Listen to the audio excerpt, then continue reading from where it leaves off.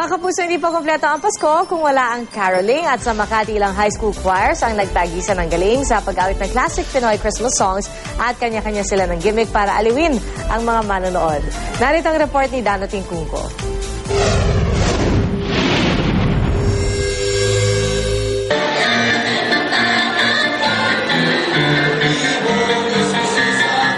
Ang nakatutuwang bersyon ng Kumukuti-Kutitap ng Fort Bonifacio High School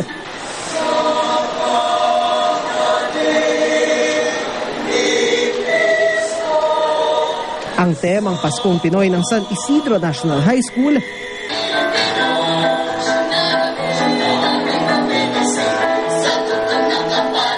at ang malabele na pangangaroling ng Pitogo High School.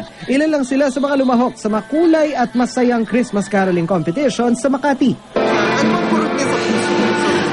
Well, it's Christmas, no? And syempre, these are, songs that really appeal, no? To the spirit, not to the heart. Kaya ang galing pang Las Piñas na si Aling Yoli, tears of joy ang namutawi nang marinig ang mga nangangaroling. Nakakaiyak kaya? Bakit nakakaiyak? Kasi ang sarap ng feeling, parang si Lord, yung ang bait-bait niya, yung parang kahit anong maraming problema sa mundo, yung Pasko hindi makakalimutang i-celebrate ng masaya. Habang si Kesha, naalala ang mga Paskong kasama pa niya ang amang pumanaw nung nakaraang taon. Inilubutan ako nung napanood ko eh. Oh, wow. Ganun talaga yung Ganun yung impact talaga sa akin. Kaya gusto ko maiyak.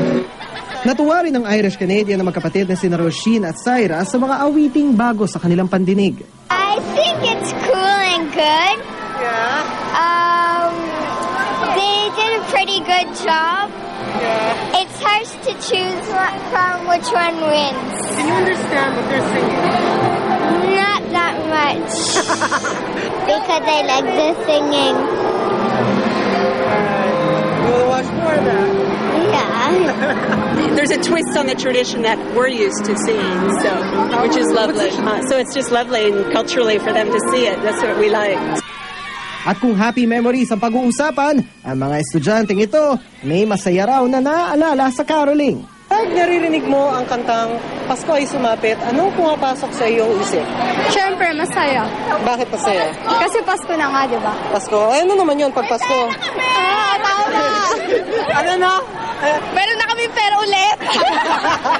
Para sa unang balita, Dano Tingkungko reporting.